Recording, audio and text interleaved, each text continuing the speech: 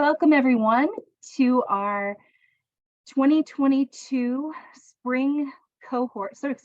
fall cohort community history showcase. It's great to have you all here.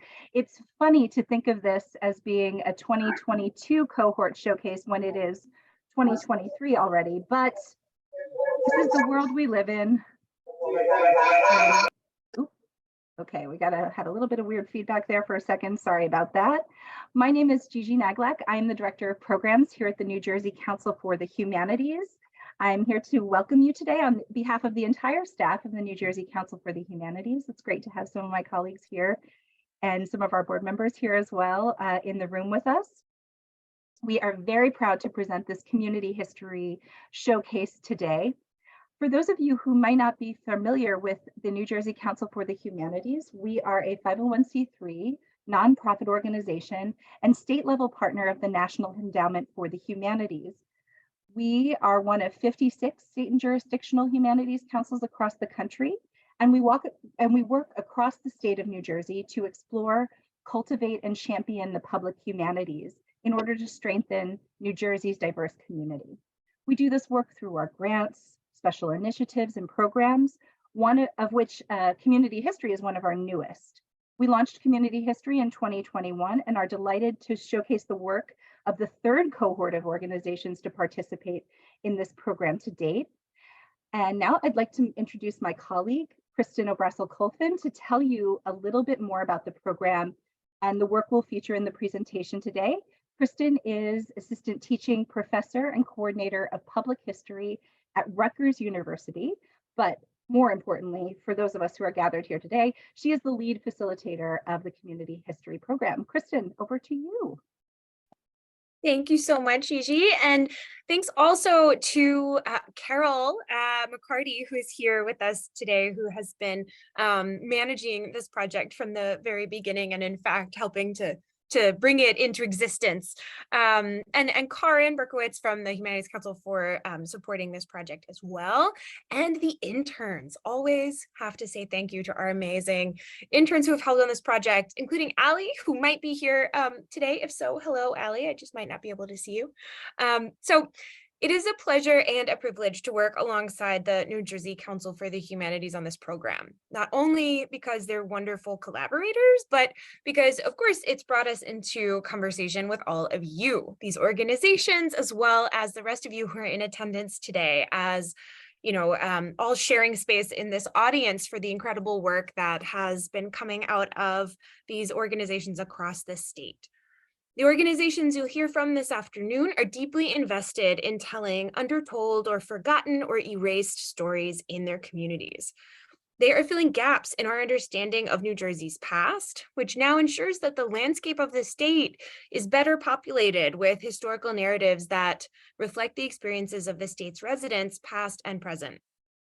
From many different perspectives and through diverse methods, the speakers who will present their work here have paid really careful attention to the needs, interests, histories, presents, and futures of their communities, critically questioning the very definitions of community and diversity and representation, and what makes a historical source, the nature of expertise, really big questions that scholars are dealing with, politicians are dealing with.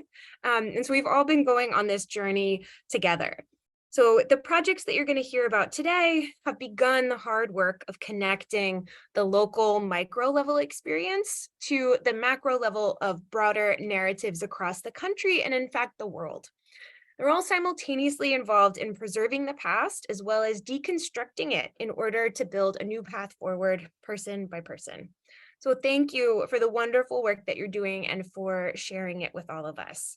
So the first organization that we'll present today is the Wanaque Public Library. Mary Martin, over to you. Okay, let me share my screen here and do the slideshow. Okay, why are you not from beginning? There we go. Okay, so I am the director of the Wanaque Public Library. We're a small community up in northern New Jersey in Passaic County, and we serve about 11,500 residents in our community. Just a note, the community that where I work, Wanaque Borough actually includes 2 towns with separate zip codes, Wanaque on the northern end and Haskell on the south end, closer to Route 287. So you might hear me refer to both. In 2022, I applied for this community history grant because I wanted to learn more about preserving local history and also develop stronger connections between the library and the community we serve. What drew me to the grant was that it included free training, frankly, and it was exploratory. I didn't have to have a well thought out project. They were going to help us develop a project that would work for us, our small library. And I actually remember exactly how we settled on this project. I was sitting in my office with my friend and library trustee, Kathy Riccardelli, who is here on this call.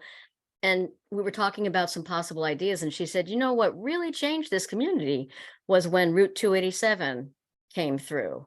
And I had never really thought of that because it's always been here in my memory, but it was only 30 years ago that the last leg of Route 287 went from Montville all the way up to the New York border. So I'm actually kind of geeky and I like transportation infrastructure. So I was really intrigued by this idea. It isn't something that we give much thought to. It's just there and we take it for granted. It's how we get to where we're going. But when 287 was being built, the last leg, and then when the Wanaque exit was built, exit 55, it was pretty disruptive to the community. It's like, imagine somebody building a big house next to you and it just goes on for years.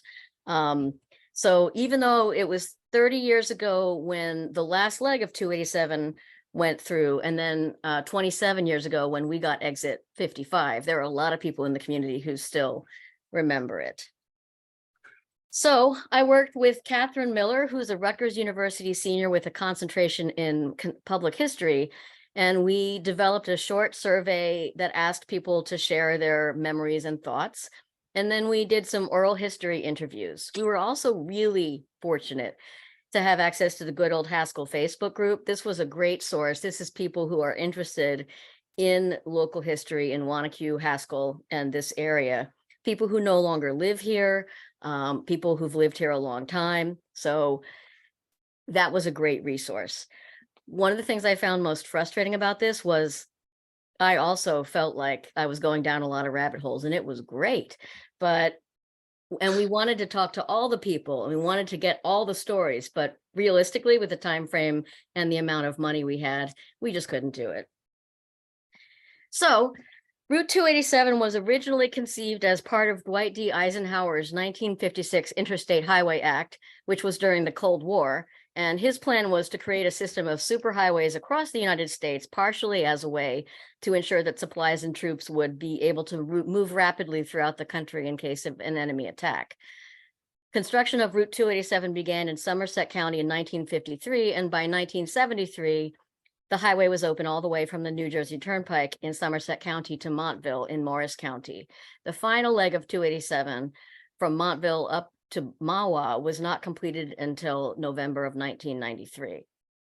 So long before we began this project, there were people on the good old Haskell Facebook group who were reminiscing together about what it was like when 287 was being built and then when the exit was put in. So I just want to share some of their comments.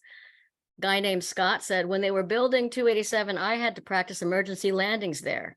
I didn't actually land, but I had to come in with no power and then add power and pull up at 500 feet. Woman named Nancy, I remember riding through Haskell on Route 287 for the first time, probably around 1994. The Wanaque exit was not there yet. The view was amazing. We were seeing Haskell as we had never seen it before. My mom was so excited as we had waited probably 28 years for this highway. We just drove up and down the highway about 6 times. Paul said, I remember the first time I drove over the completed 287 highway, getting to see these lands for the first time. If it weren't for the sign that said entering Wanaque Borough, I would have never guessed where I was. It was like being in another world. And finally, John says, I remember being in school at Haskell Elementary and hearing the blasting as they carved the way for 287. So when the last leg opened in 1993, Route 287 passed over our route, the intersection of Ringwood Avenue and Union Avenue, but there was no exit in Wanaque, so residents still needed to go south to Bloomingdale or north to Ringwood to get on the highway. So once the last leg was open, then there was a lot of local agita about where to put the exit in Wanaque. And there were a lot of newspaper articles about unhappy parties on either side talking about it and arguing about it. Originally, the Passaic County freeholders and also the town leaders wanted a new exit to be constructed a little bit north of Ringwood Avenue, and they had a developer lined up to put in what would have then been the largest mall in New Jersey. So that would have really been interesting. But the Department of Transportation said, look, we have the environmental impact studies done for the Ringwood Avenue exit. It would take years to get these studies again. So we're going to go with the Ringwood Avenue exit. And after the Ringwood exit was finalized, the developer pulled out of the deal. But people were telling me, boy, it could have been really interesting. So according to a 1982 study by the Department of Transportation, there were 14 families and 18 businesses in Wanaque who would be displaced by the development of the final 19-mile stretch and the building of Exit 55. And one of those families whose land was bought for the 287 project was the Di family, or the D family, as everyone called them, because nobody could actually pronounce their last name. So in 1993, they were featured in this article in the Bergen Record.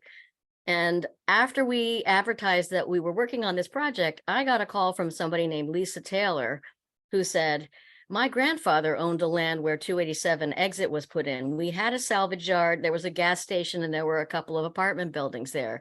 My grandparents lived in a house on the property, and I spent my first 3 years living there. I have a scrapbook. Would you like to see it? And we were like, yes. It was so fascinating. So then I looked back, and what you're seeing here are tax records from 1935, which we have in our archive collection. And the D family had bought this property in 1932. And back in 2019, one of his grandchildren posted on the Good Old Haskell Facebook page saying, my grandfather owned what is now Exit 55 on Route 287. Does anyone have any stories to tell? And a lot of other members remembered. And one of the comments was, my mom was friends with your grandmother. We would bring your grandfather rice pudding from the diner and he would eat it in the yard. My family rented from them for years. Great people. Johnny taught me how to drive in the junkyard. We rented an apartment from them when I was pregnant with my son. Your grandmother would come and check on us every day and would bring bags of grapes because my son loved them. These are a couple of pages from Lisa's scrapbook that she made for her family about, this was actually the John D. Dominicantano the first. He's the one that bought the land in 1932. And this is his wife, Dorothy, on the left. And they had a lot of happy memories there. Lisa was in her early 20s when the state bought the land to put the new interchange in. And she remembers that it was very upsetting at the time. And she says she wasn't sure if her father ever got over it, but in the end, she feels like the Route 287 exit turned out to be a good thing for the community because it improved access to the highway and made it much easier for us to connect to the rest of the state and to the world at large. So looking here on the top photo, you'll see, you can see Route 287 looming over. This photo was probably taken in 1994 through 1995. The exit to Wanaque is not here yet, so you can still see the signs for the D salvage yard. And I want you to take a look at this sign here with the yellow. That actually says D Street. That was the street that went onto the property. I think it was about 7 acres. There was the salvage yard. There were a couple of houses and a couple of apartment complexes. This photo below is after the property was bought and they were actually in the process of constructing the exit 55. So one of the things that is really cool that I learned is that Lisa and her cousins all still live nearby. And so if you take a look, this is what I took this picture yesterday. I was coming off the exit heading to work. There's a tiny little sign on the side of Route 287 that looks like a highway sign. And this is a sign that the family created it looks like a highway sign, so nobody's going to pay attention to it. And they look at it every time they drive by, and you can see it says Gramps on D Street, Haskell, New Jersey. So once you know the story, I'll never forget that story. It's their private joke, a way to honor their grandfather and remember the good times they had at the salvage yard with their grandparents when they were growing up. So, yeah. I don't want to interrupt you, but I do just want to mention that we're pretty far over time. So if you have a, yeah. Okay, Thank so I you. had a conclusion, but I can stop with, I can. No, feel free to wrap up your comments. I just wanted to make sure everyone has time. Okay. Apologies and thank you. I'll try to speak really fast. So when we began the project, we didn't have any information in our local history archives about this important piece of our community's history. And so the project allowed us to learn about this part of the history of the town that isn't visible. When I was growing up, I learned that if something is important, then somebody's going to write about it, and that's how I can learn about it. But that's just not true. History is messy and colorful, and involves people and emotions and personalities. And there's an incredible amount of hidden history out there just waiting to be discovered. So then I started thinking, is hidden history or community history less important than the quote official history we learn about in textbooks? I don't think it is. And frankly, it's very much more interesting to me than what I would actually read in the textbook. So I do want to say thank you to my collaborators, Kathy Riccardelli and Catherine Miller, our intern from Rutgers, and many thanks to the staff of New Jersey Council for the Humanities and to you, Kristen, for giving us a lot of guidance.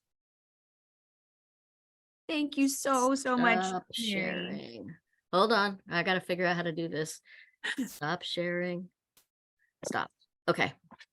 Wonderful. Thank you so much, Mary. And apologies for unceremoniously Sorry to you up, but just want to make sure everyone has a chance to share. So thank you again from Wanaque. Next up is Arts Guild New Jersey. So Denise, Mike. Hi, I'm Denise McCormick, and without further ado, I'm going to just jump in and allow you to view the brief video that Mike and I put together of the project that we had been working on and that we continue to work on. So here we go.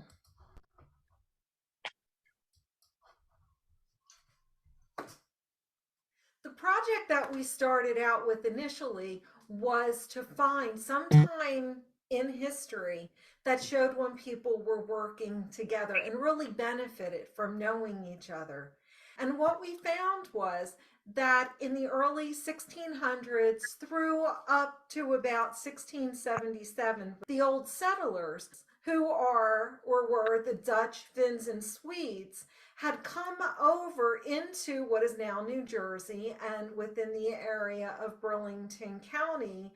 They worked with, as trading partners, the Lenape who lived here. And we needed to understand the cultural aspects of each of these different groups and understand the motivation as to why they were here, why they worked together so well, and what different value systems they shared to allow them to do that. Part of the reason why there is a scant amount of information available in these relationships, particularly along the southern or lower Delaware Valley and Delaware River region, is because they had developed a way between the Lenape tribes and the early settlers. They had worked out a way to deal with some of their differences. And in fact, the settlers in this area would bring their complaints to the tribe, and then the tribe would actually punish their own people. They would not have punishment imposed upon them by the early traders or early colonists, and vice versa. If something where there was a transgression where one of the colonists had done it, it would be taken back to their court system, and the tribe would respect whatever punishment was taking form at that point. And as a result, they actually were, even when there were incidents that were unusual, they were able to handle them, and they were able to remain in relative peace with each other throughout. And that was one of the real keys to having this long period of peace and cooperation and trade going on. We looked at the history, the mythologies, and the legends. We looked at the languages that were spoken. And what was interesting was finding out how similar the different groups were. They valued not only the roles of men and women, but also of the environment, the trees, the rivers, the rocks, everything that surrounded them, they had a respect for. And that's extremely telling. And that was exciting to see. And because the Lenape believed themselves to be part of the natural world, they would always reach out and share food and their food knowledge with the new settlers. They would not hoard it or keep it to themselves because they believed that everyone who is living, including human beings, were part of the natural system, and therefore they should reach out to them and help them thrive. And that's exactly what happened time and time again. And it's because of this worldview that everybody that's living is part of the natural system and that we're all interconnected and dependent upon each other and the natural systems to thrive. One of the big things that Mike and I are really determined to do is to bring some of this information out, because many of the places where we have looked, many of the sources that we've looked at, present information in a way of interpreting through a patriarchal and colonial perspective or critical lens. And we find that to be very skewed. There's also a clumping together of the cultures. We're not looking at a Native American culture. We are looking at Native American cultures and people who have their own languages that reflect the way that they think, how they do things, what the folk life was at that time. We want to correct what is still being propagated. We don't want to other people. We want to show and illuminate the commonalities between us and stop othering other people. Is actually one of these underrepresented or untold stories in New Jersey's history. And we were very grateful to be able to find the information, to get the support, to be able to tell this story and to begin this research and development process that will allow us to go even further in the future. It was an excellent experience and well worth the journey.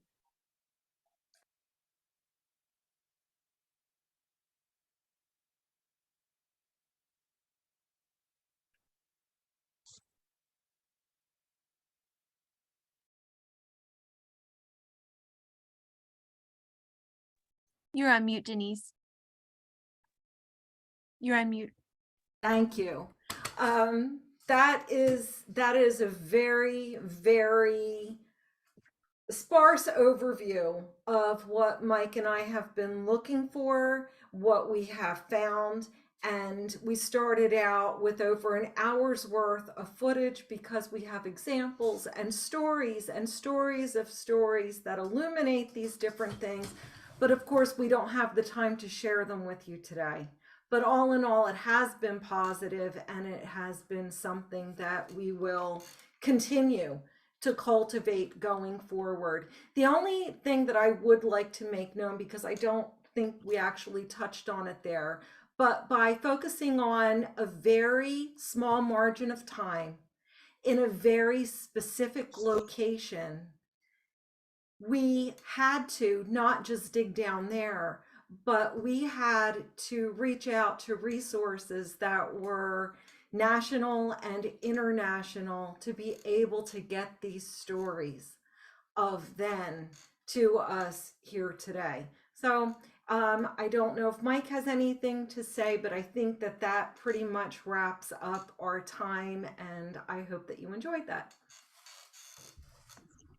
Yeah, I would just like to emphasize that we received a lot of cooperation from the Delaware tribe, the representatives, and also the state archaeologist for the state of New Jersey, as well as the community. The community of Burlington takes a great deal of pride of its really beginning stories, and this actually added on to it a part that had not been told before very much. And so they were quite pleased and enthusiastic about this whole program. Thank you so much, Denise and Mike. Another great reminder about the value of community history projects, bringing these conversations into public space where you can have contested and differing interpretations of the evidence come into light and give us all an opportunity to weigh in. So thank you so much for that. So next up, we have Stephanie and Nirupa from Paulus Hook. Okay. Whoops. No one's that. Let's get out of there. Okay, so hi, we are from Jersey City, where development has been unbelievable since probably the last several decades when we got here. And Jersey City has always been in the shadow of New York and Newark. And that's through that's culturally as well as news. And consequently, there's very little that's been actually written specific to Jersey City. Denise, your presentation was really interesting for us to hear, because you managed to find actual real factual stuff, and we will be reaching out to you regarding the Lenape. Anyway, without further ado, I am Stephanie Daniels. And I'm Nirupa. And 2 blocks from where we live exists not one, but 2 identical historic signs. Washington's Flying Camp.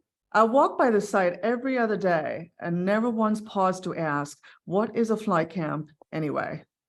So as I said, I've lived in Jersey City since 1990. And I since 2002. Jersey City now is a city of old timers and new timers. How many of us really know that what was here before we arrived, that we live on the site of the first Dutch settlement on the west bank of the Hudson? That we are living on a landfilled swamp that was inhabited, at least when oysters were in season, by a whole other culture. The Lenni Lenape.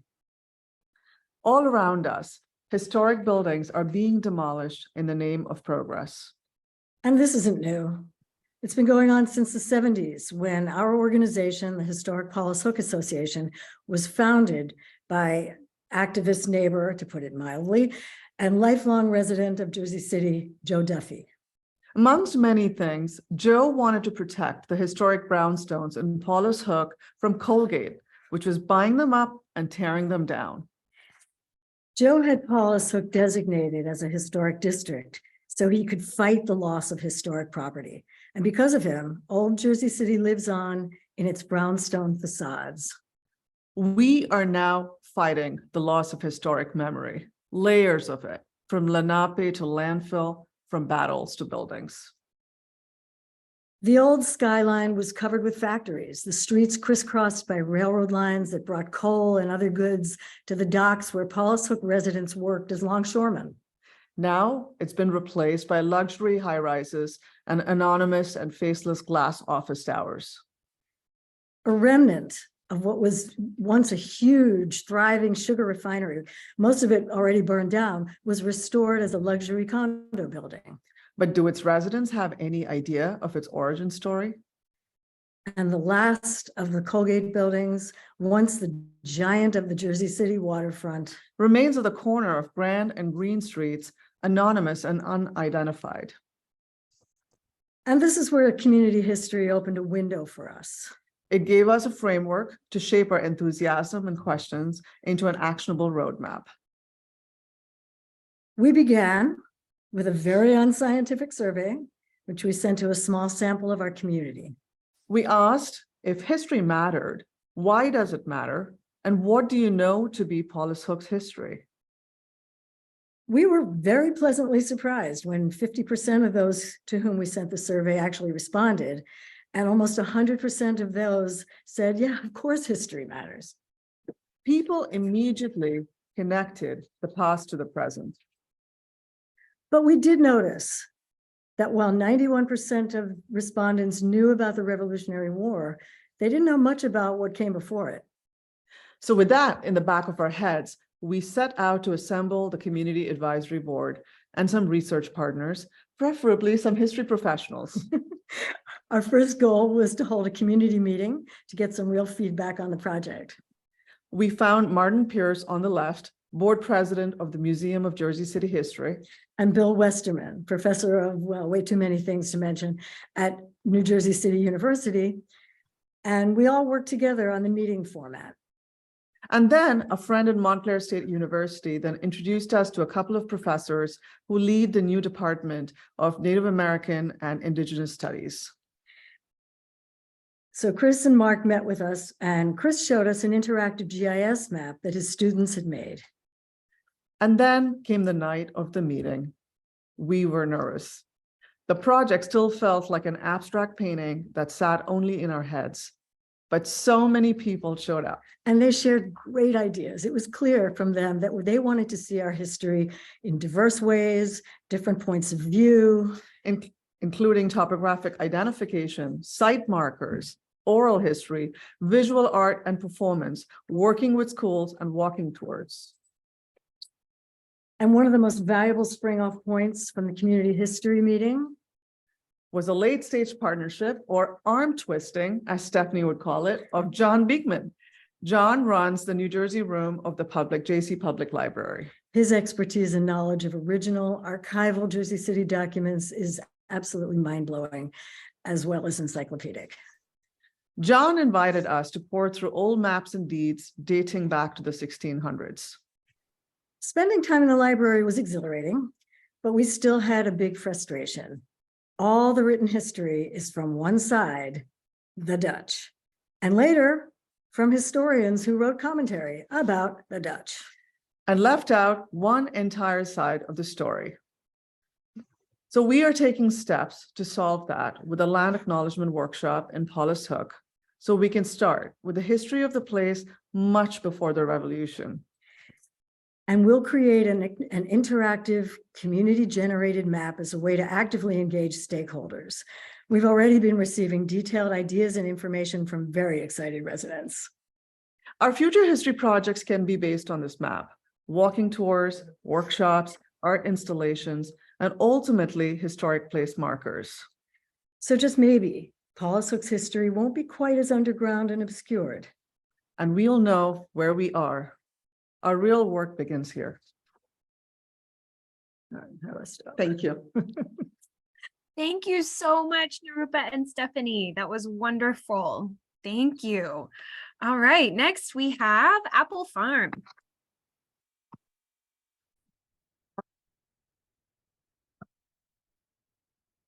Good afternoon.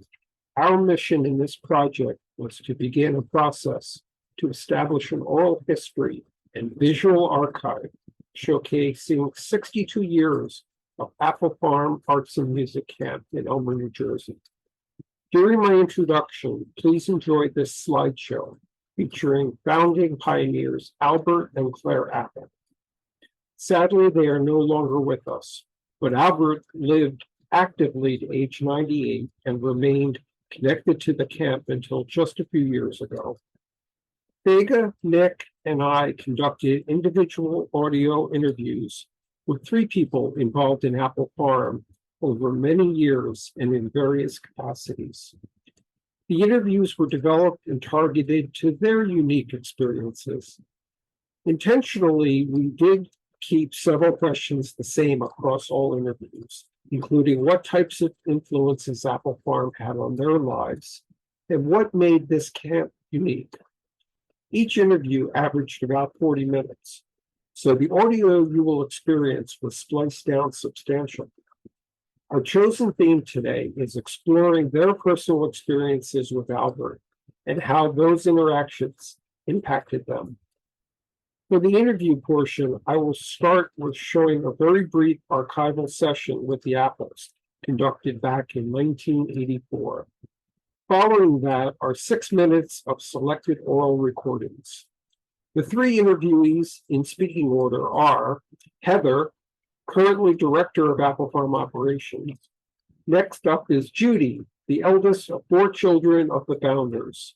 And last is Ahad, a longtime camper originally from the city of Newark, New Jersey, who then returned as camp counselor a couple of years ago.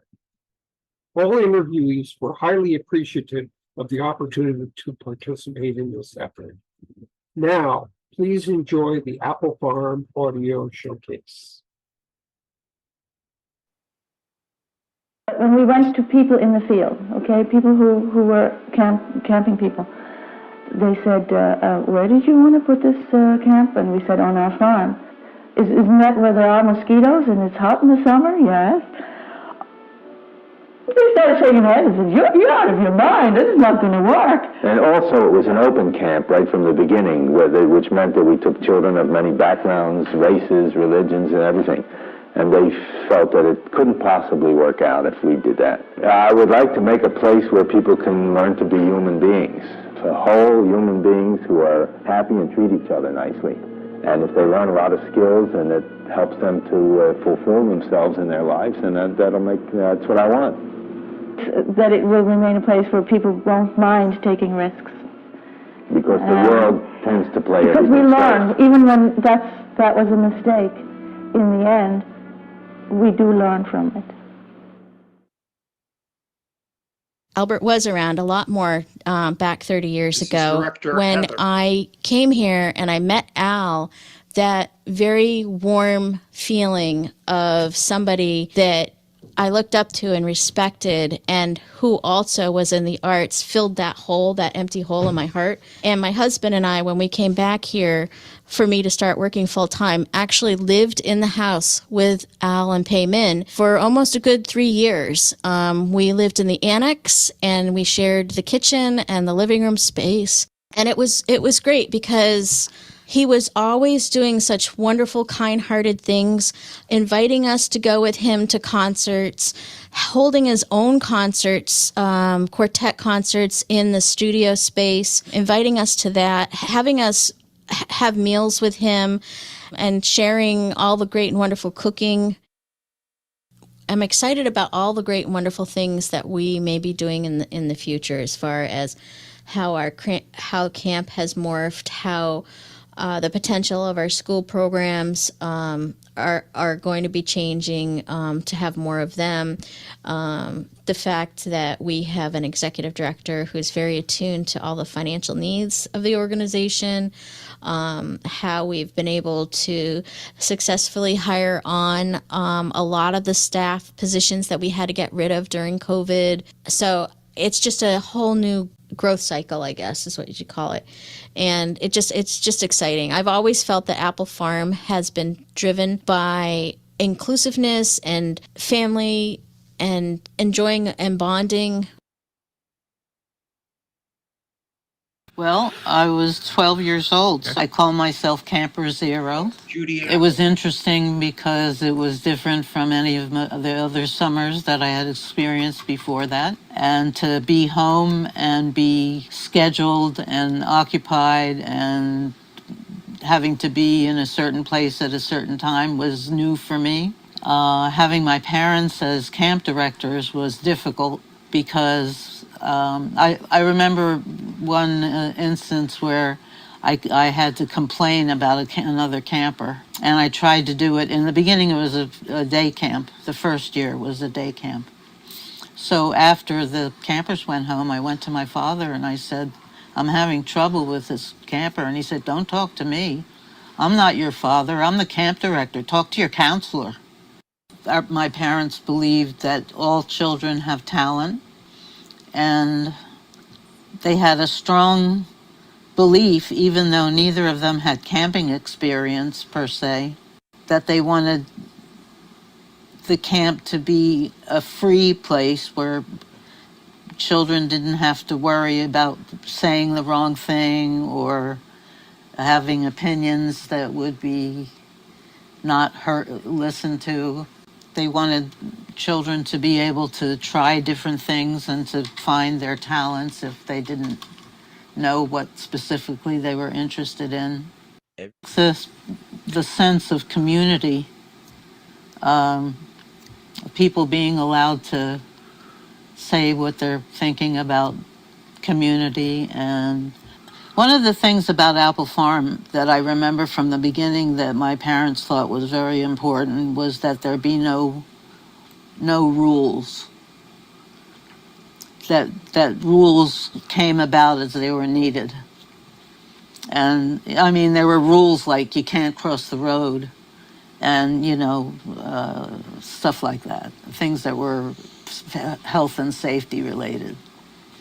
But other rules came about as they were needed and decided by the community.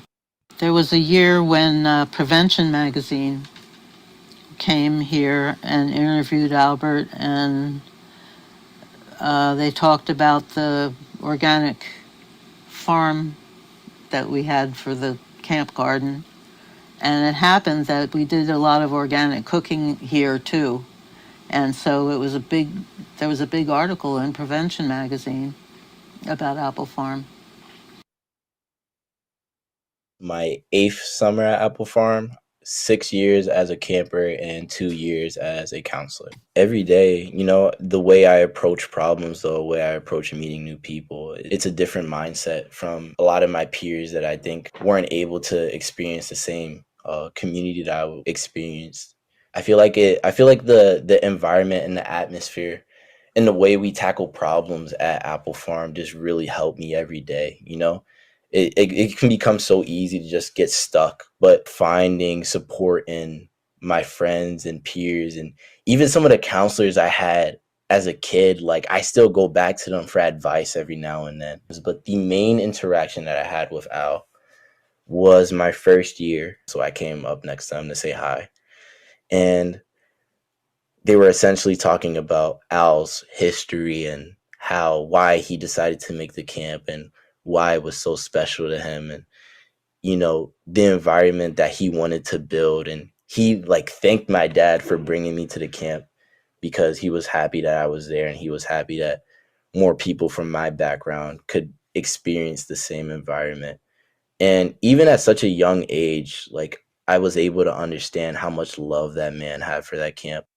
No, I am thankful that you guys reached out to me, especially because of what this camp means to me and what it's meant for my childhood and what it will forever mean to me. I'm not sure how my interactions with camp will go on moving into the future, but Thank you for being present for this Apple Farm introduction. Thanks so much, Bob. Okay. All right. Fantastic. Excellent. Okay. So next up we have Willingboro. Mika and Pat, go for it. Hello, can everybody hear me? Yes. Hello? Okay.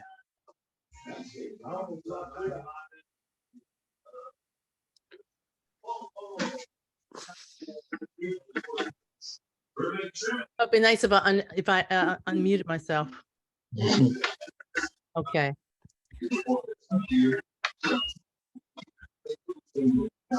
There is some sound distortion, I think, coming from Mika. Not sure. Okay, sorry. Thank you. I'm just gonna go start it. For some reason I can't get the slideshow to work. So, there it is. Okay. All right. I'm sorry. My name is Pat Lindsay Harvey, and I'm president of the Willingboro Community Development Corporation. And I'm here with our amazing project coordinator, the marvelous Mika Fields. And Willingboro is part of the heart of this whole community. And one of the things we were charged to do is at the end of this project was to come up with something that the community wanted to do. And what kept coming up in our story gathering was the Futuro House. Now, mind you, this sits in our park. Most everybody just goes right past it and don't think about it because it's, virtually overgrown. So we thought, this could be a great project when we found out about the Community History Project.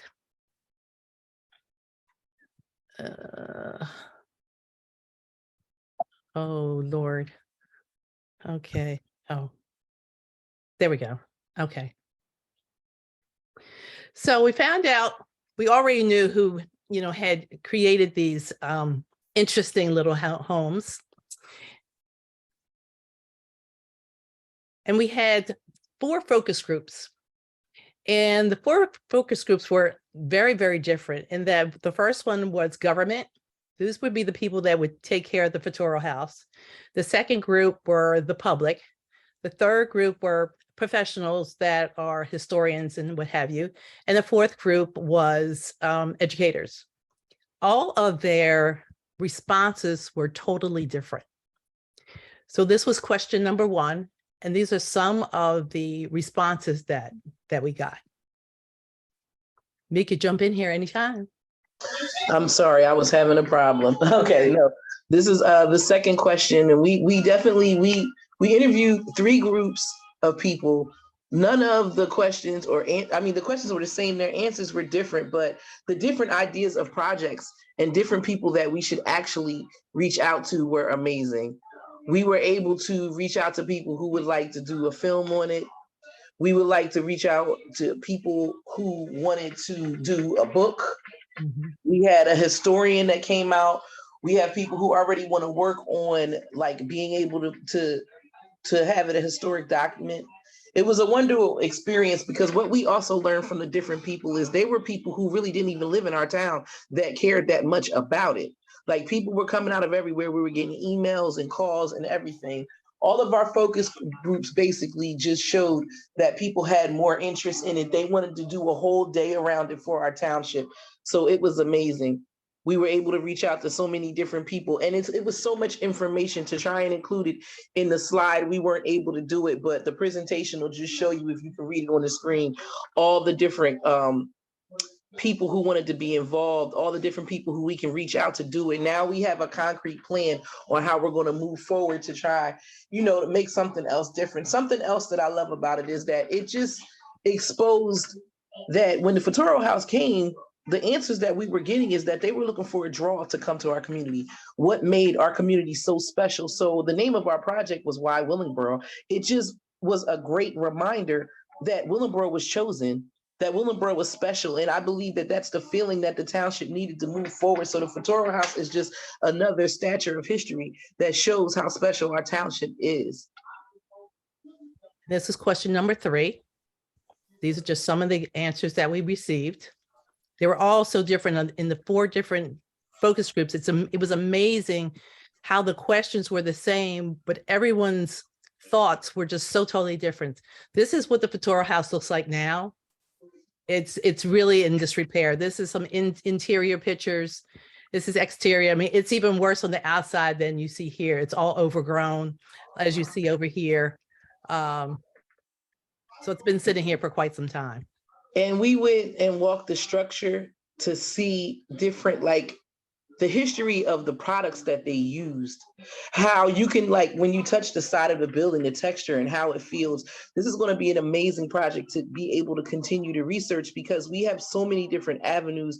There were so many different parts of history that we were able to expose about Willingboro.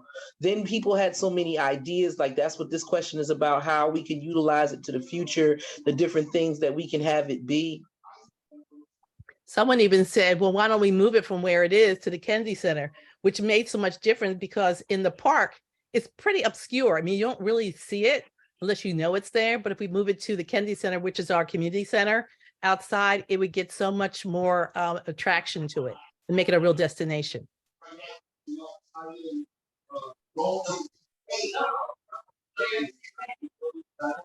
This was the last question. And they had a lot of good examples. And these were just basically bullets onto pages that we had from the 3 focus groups that we done. Lastly, we wanted to thank everybody from the Council of Humanities, the 2022 cohort for the support, the information. This journey has been amazing. We enjoyed every part of it and can't wait to do more. Now, lastly, I got to put those 3 pictures up. Hold on. Okay. They weren't on here.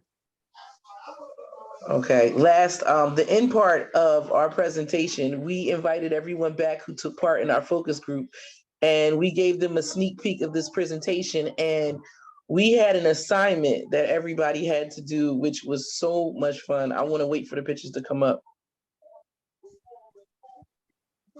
But it was such a, the Futuro House is such a mystery, but the emotion that's attached to it from people that are not just from our town are great. So basically, what we did was we had, you had to make your own Futuro House out of marshmallows and spaghetti noodles. Did everybody see them?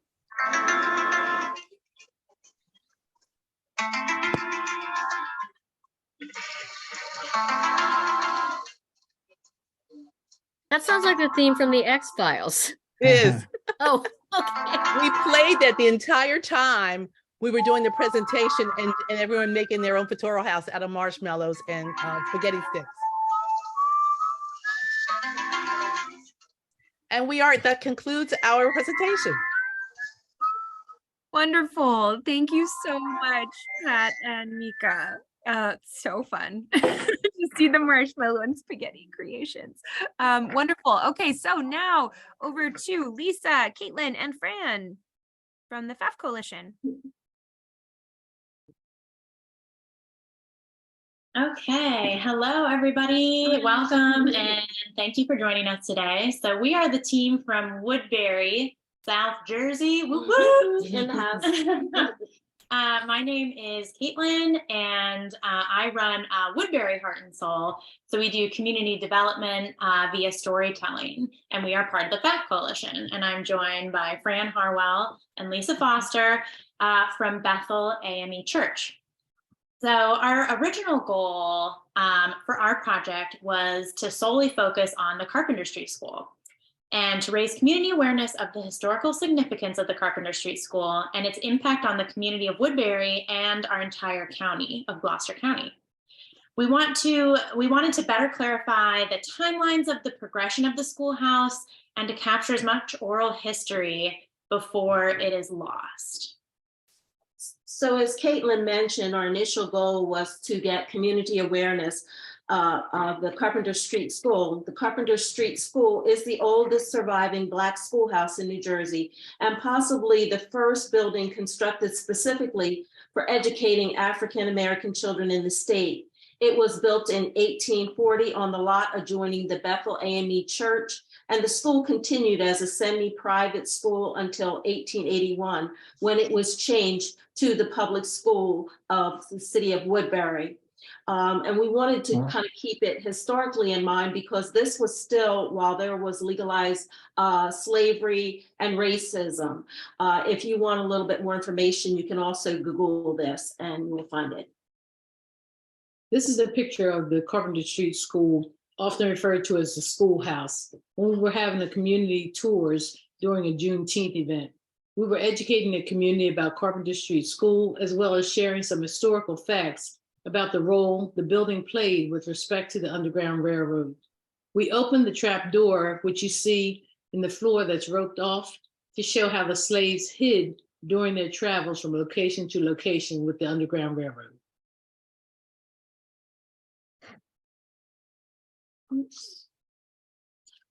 So part of our project, we collected oral histories from people, and also thanks to Mary Martin, we got a lot of articles, and something that came up in the articles and also through these oral histories was a time frame that was more during the civil rights era, the 1960s, which was later than we originally planned to look at. And what was really interesting, both from the oral histories and from these articles, was the protests that were happening.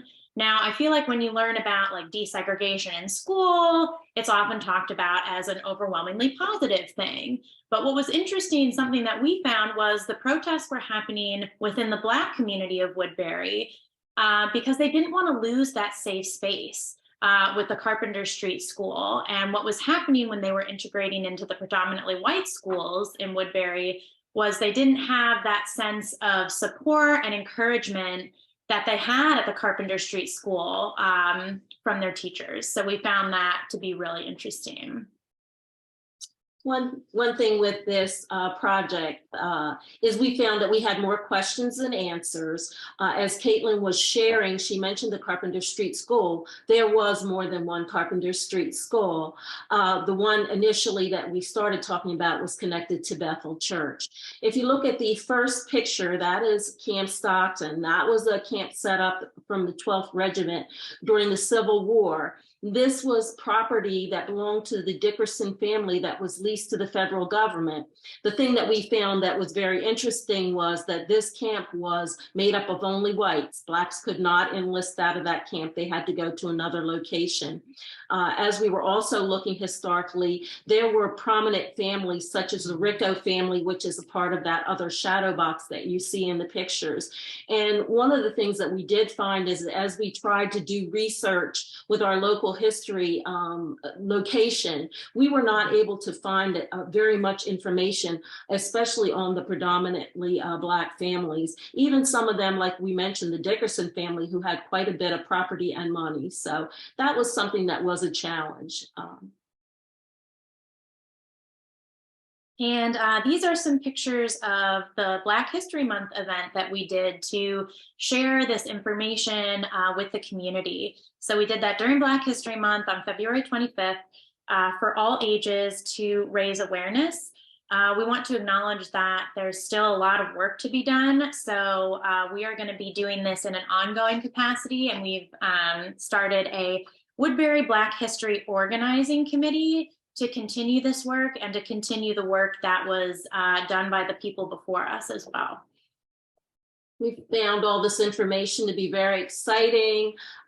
We are, really looking forward to being able to take this to another level. We had done surveys during this particular event, and we were able to get a lot of feedback from those who attended. And there also is that interest in pursuing that Black history. We were able to obtain and show a video that talked about oral history of the Carpenter Street School. It was impactful not only hearing the comments from the many who shared and have since passed on, but the reaction from those attending were heartfelt, primarily because many of the attendees knew or were related to the individuals who shared. So this shows the urgency of the work. And on behalf of our group, we thank you for this opportunity and the chance to share this journey with you. Thank you.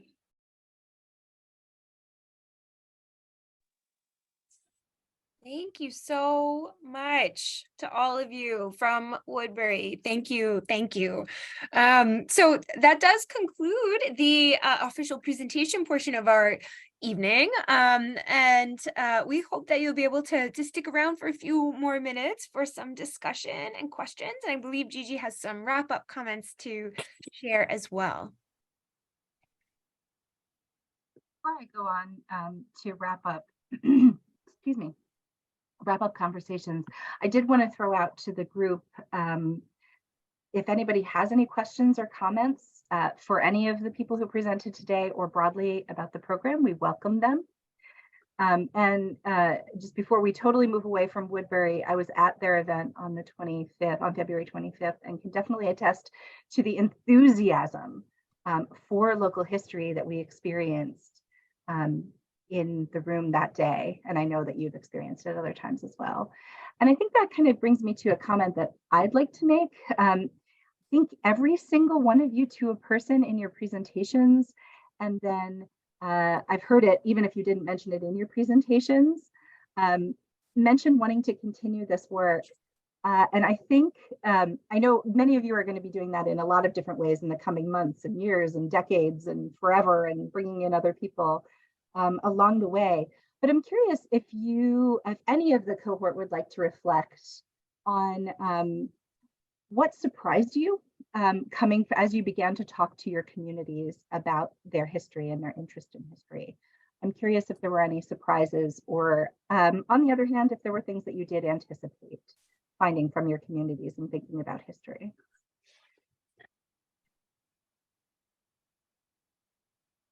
Okay.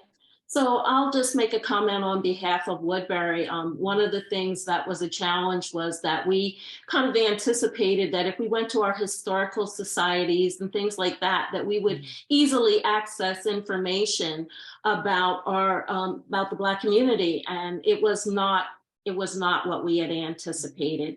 And we were fortunate to get oral history. We actually had some recordings also of individuals that shared. And there was another oral history group that had done some research previously. So we were able to glean some information from that group. But, you know, some of the traditional places that you might consider as a source were not available. And then the other is that you know, a lot of times you'll hear about the Quakers and the supportive nature, you know, for the Black community. But part of that oral history did disclose that there were some Quakers that did own slaves during that time. So you have that conflict of, you have free Blacks, you have some that are in slavery. So there's still a lot of questions and things that require our follow-up, and a lot of mixed feelings in the research. Yeah, and to go off of that, I remember when Lisa and I were doing some of this research, we went to somewhere that shall remain nameless, a historical place, and we saw this book that was like, churches of South Jersey. And we were like, and the historian came out, and the historian was like, oh, well, it's not the Black churches. We were like, oh, well, okay. So we left on that. Yeah, and then we left. So just, you know, looking at the history, but seeing how prevalent all of this still is, and just, you know, that some of these librarians and researchers were just like, well, yeah, of course there's no information on any of this stuff, and how normalized that was to them. No apology, no, you know, that was not surprising, but we'll continue to be shocked by that. Well, in some cases, what they did have was what we had already had, and we given them before. That the church had given them was all they had, so we already had that.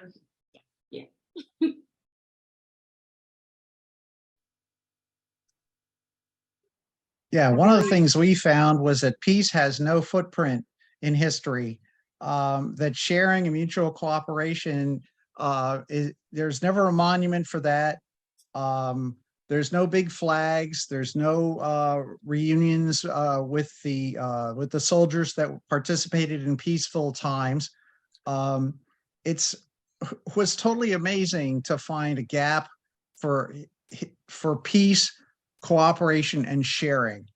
And I'll tell you, it's a really, really tough to delve into that aspect of relationships. We have plenty to talk about as far as war, conflict, murders, and that kind of thing, but we have almost nothing to talk about peace, cooperation, and sharing. I would like to suggest too, when you're talking about the Quakers, that a very good book to read is the biography, or rather the autobiography of John Woolman, because even in the first chapter of that, he takes you through his thought process to begin the abolition, and it's so relatable, and it's, again, to see a thought process from going to being desensitized to what's going on around you, and then becoming aware and making a decisive decision to take action against that. So that's all. I just wanted to offer that to you as far as looking at Quaker perspectives. Thank you all. And I also just want to mention, while we're talking about how these kinds of germs of liberatory ideas come into existence, right, that enslaved Africans had been self-emancipating and theorizing abolition since the very beginning, right? And there are some examples of those communities in Burlington County as well, right, with Timbuktu and others that were a little less formal, because Timbuktu is quite large. So, you know, this is part of that landscape that your projects, you know, thinking especially of the Carpenter Street School, right, are really helping to map out for us. So thank you all for that. And I think Mika has a hand up. Yes, I just wanted to say, one of the obstacles that we had with our presentation is that the person that created it is deceased. And if we're asking the question like, why Willingboro, we would need, we can get information from people who are actually there, but we were unable to have any kind of contact with his family there, even though we reached out. And like, it's so many different avenues and things, and like the architecture of the building alone, the material that they used. So it was just a very interesting project, but there were different hurdles that we reached, but we got the same feeling from everyone as far like people really had personal interest. It reminded them of a time that was great. So it was amazing to like feel like the person who's able to help remind people as to why their town is great. It was just an amazing opportunity. I thank you so much. I just wanted to add that because it's not often that you really get to do it. And everything that I learned during this cohort alone, the training that we had at the Trent House, amazing. Meeting all you guys, it was amazing. And it was something different. It was something raw. It was something that I feel like everybody should have to experience because it'll cue you to want to experience and research your town. Because a lot of times we live in the now. We don't really live in the what happened before. But I think it'll tell us so much about where we're going. I just wanted to say that. Thank you, everybody. I loved working with all you guys.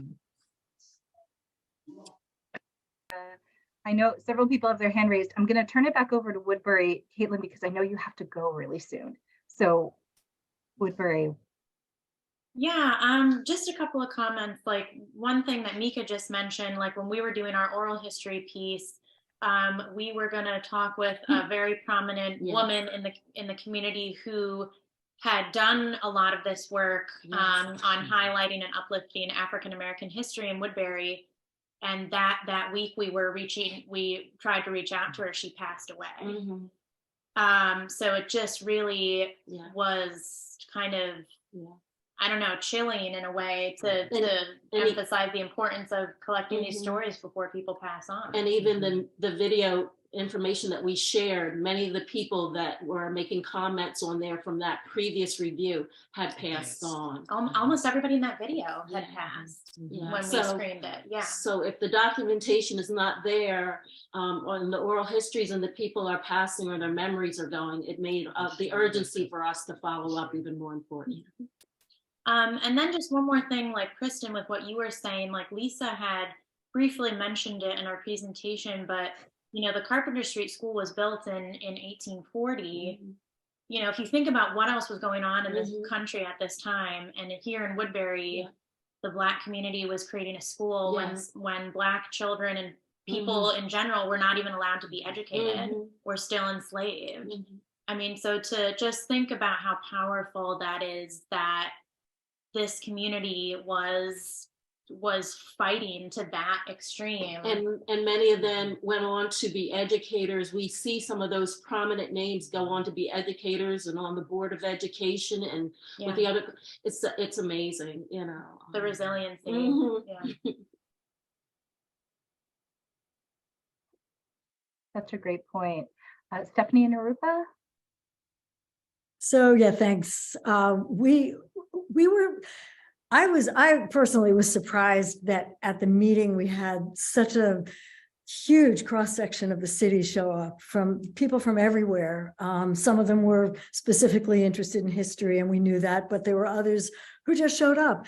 And, you know, we got suggestions from railroads. I mean, honest to God, there's a guy sending us stuff like every week with photographs and writing, and it's so hard to read his writing. And, you know, we're looking at it all and going, okay, what do we do with this? How can we, you know, but to hear that people all over the city. So one of the things we want to do is help other people in different parts of the city jumpstart their section, their part of the city, because far be it from me to like go tell you who lives over there what to do with your part of the city. On the other hand, the map will be of the whole city, and people can just plug into that. And you know, that was the thing for me, that looking around at that meeting, I mean, just people from everywhere.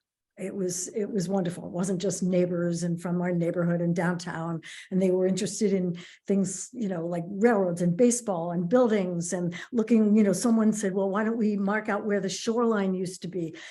I mean, Jersey City wasn't the first part of Jersey City. This, where we are, was an island. It was nothing. It was a mound. You couldn't get anywhere unless you were in a boat during, when it was high tide. And so people love knowing that. So, and that was kind of fun. I think the last thing I would add as well is that what the yearning there amongst the group there was to see a thread of continuity. What was it back then? What is it now? Why does it make sense for my life as it is right now? Yeah. And especially the part about local history and why local history might be more of an interesting and relatable than just general historical facts and things in textbooks. That really kind of drove home for us that evening. Yeah. And I think there's going to be a huge education component as well, because we already have a relationship with the history and with the superintendent of schools and the person who's in charge of history. And what what someone suggested at the meeting was, well, why doesn't each neighborhood do a small unit yearly on the history of their specific neighborhood, which was really an idea. So it was things like that. It was so exciting. I think I know everything. So when I went in there and heard ideas from people that I'd never heard before, I was like, oh, hotshot, really?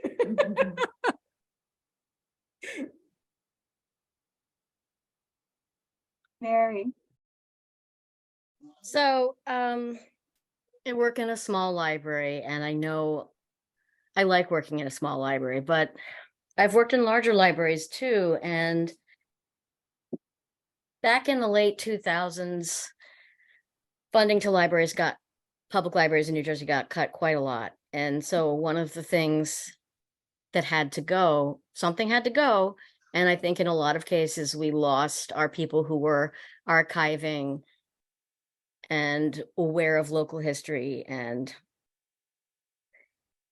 that certainly happened here. And I know you guys remember my story of how I got involved in local history, interested in local history here was when I had a question from somebody who wanted to know what store people bought their gym uniforms from in the 50s. And I realized I could not find that in a reference source, but that I had this great Good Old Haskell Facebook group.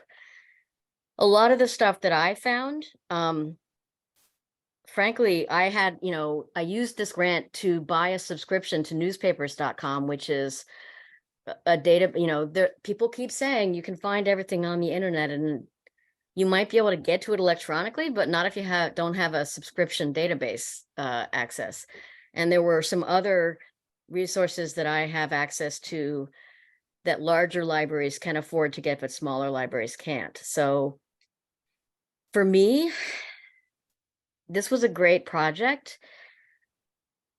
I don't know how soon I'm going to be able to continue it, because now I have to go back to the day-to-day stuff that needs to keep the building running and looking forward. So it's kind of bittersweet.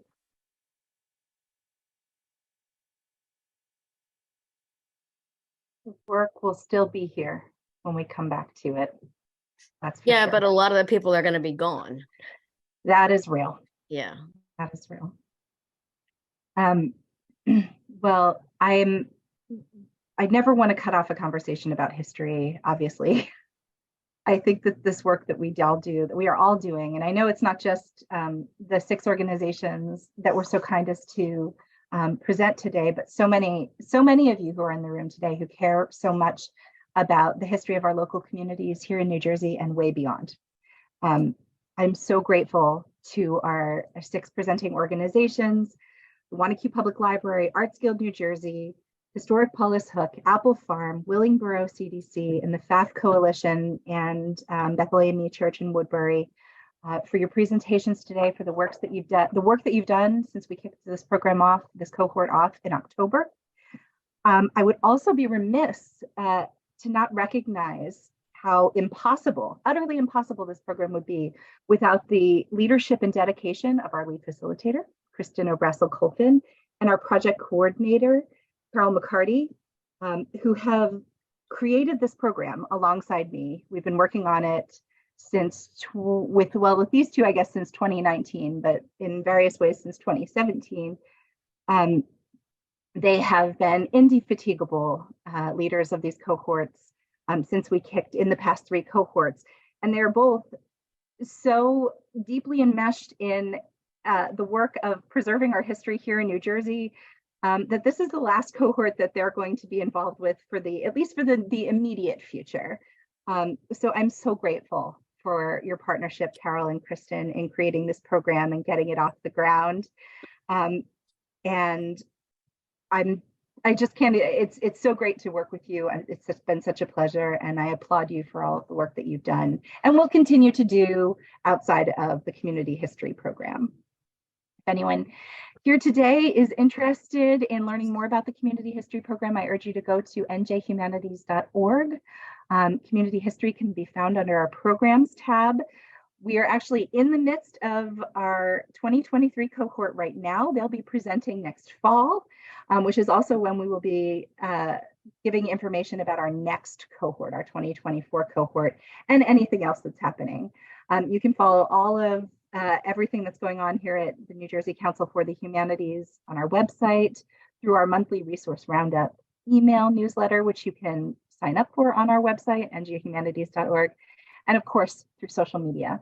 So thank you everyone for being here, for our participants, for our program team, and for everybody who came to hear about these projects today. I hope you all have a wonderful afternoon, and we'll see you again soon. Bye-bye. Thank you so much, Gigi. Thank you, everyone.